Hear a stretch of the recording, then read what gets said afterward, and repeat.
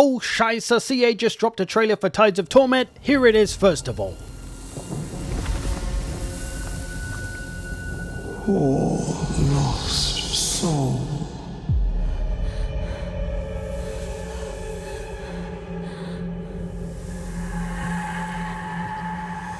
A servant to your masters.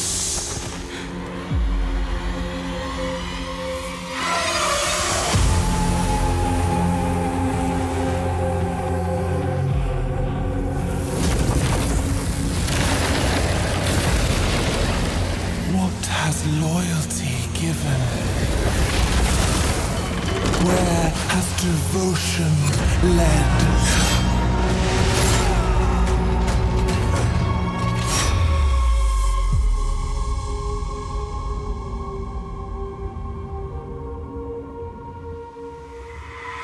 Shed it all.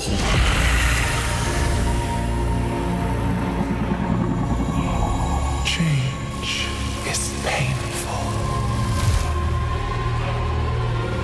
but pain brings freedom.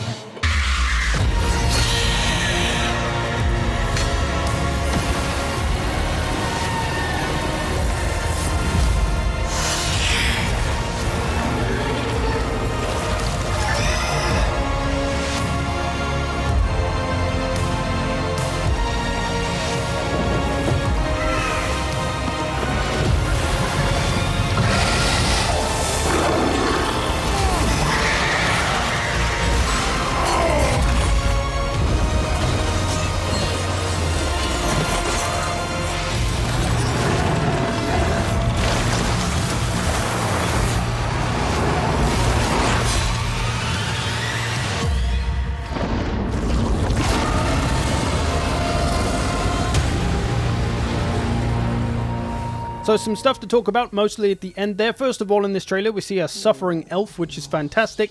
But alongside this trailer came a blog with the most notable announcement that this DLC is being delayed to December 4th. It was originally supposed to come out, originally it was supposed to come out ages ago, but then they eventually said end of October. Now we're back to December 4th. This is because of the state of the game and some of the problems it's been having. There has recently been a hotfix to fix the whole Lizardmen Tomb Kings fiasco, where those armies weren't really doing anything. So hopefully that's out the way, but maybe a few more bits to tidy up. But overall, I think it's good that they're pushing it back to make sure the game is in good shape and to make sure the DLC is going to be solid and absolutely banging. And we're about to see another suffering elf. This has got to be the best trailer ever. But yeah, DLC delayed. Kind of sucks, but it's probably for the best. We'll get to see some more of the DLC though at the start of November. Hopefully I'll get my beard on it not too long after that. So yeah, we just got to wait a little bit longer, but hey, you'll have something to do over Christmas at least. Now to some stuff we can see in the trailer. We see the High Elf Lord Aelin surviving his stabbing, unfortunately, but we first of all can see some Lothan Skycutters. We knew these were coming already, of course, it was announced a while ago, but this is basically a flying chariot for the High Elves. This one is probably the mount version for a Lord, because the normal version, I believe, has an Eagle Claw bolt thrower on the back, so it's a mobile flying artillery, essentially. So that's going to be pretty nasty for the High Elves air game.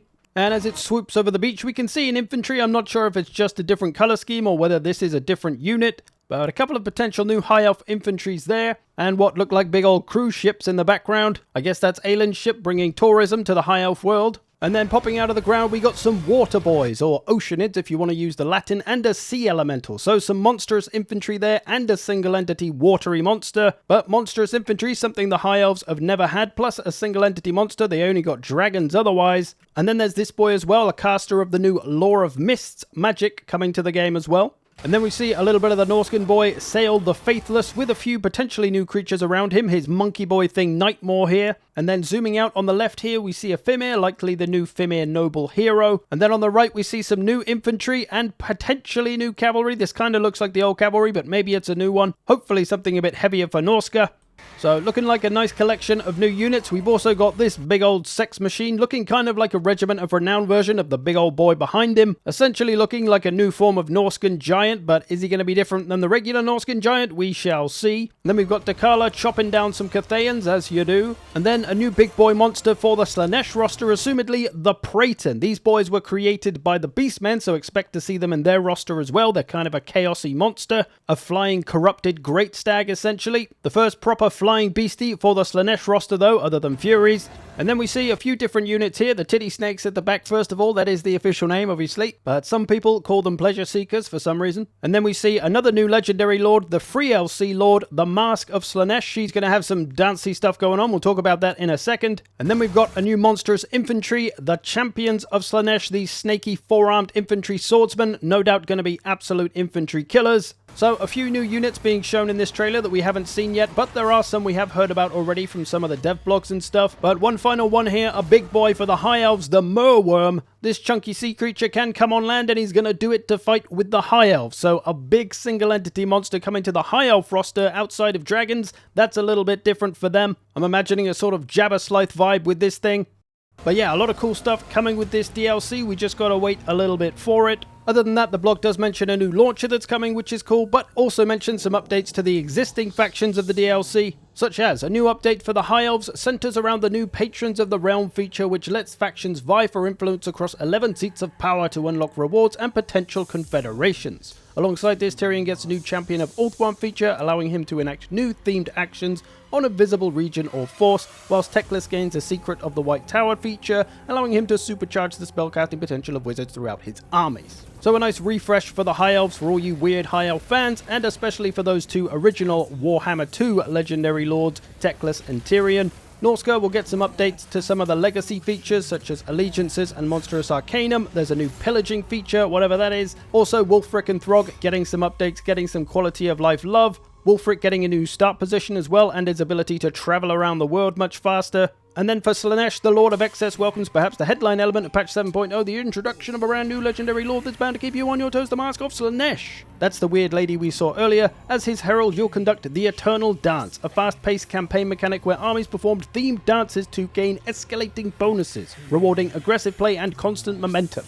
So, if you enjoy doing sexy dances, this one's for you. But yeah, that should be interesting. I do enjoy aggressive play and constant momentum myself, so I'm intrigued by that one. But there we go, lots of exciting new stuff coming with the Tides of Torment DLC. We just gotta wait until December to get our little grubby sausage fingers on it, but I think we can probably mostly agree that it's for the best. We don't want the game to be a mess and to have all these issues and then them to bring out a DLC on top of it. People aren't going to be a fan of that. It's going to look like they're just doing it for the money, right? That's what we had with Shadows of Change and that whole fiasco. So good that they're trying to avoid that, making sure the game's in a good state first, and then bring us fresh stuff. But there we go. What do you reckon? What are your thoughts? How do you feel about these units, these DLCs? I'm curious how people take these, so do let me know below. Alongside the release of this DLC as well is the announcement of what the next Total Wars are going to be for Fantasy and Historical, come on 40k, and Medieval 3. The showcase of that is going to be on December 4th when this DLC releases, so a lot to look forward to on that date. It's going to be a big day. But there we go. I hope you've enjoyed this. Thanks for watching. Let me know what you think. I will see you in the future.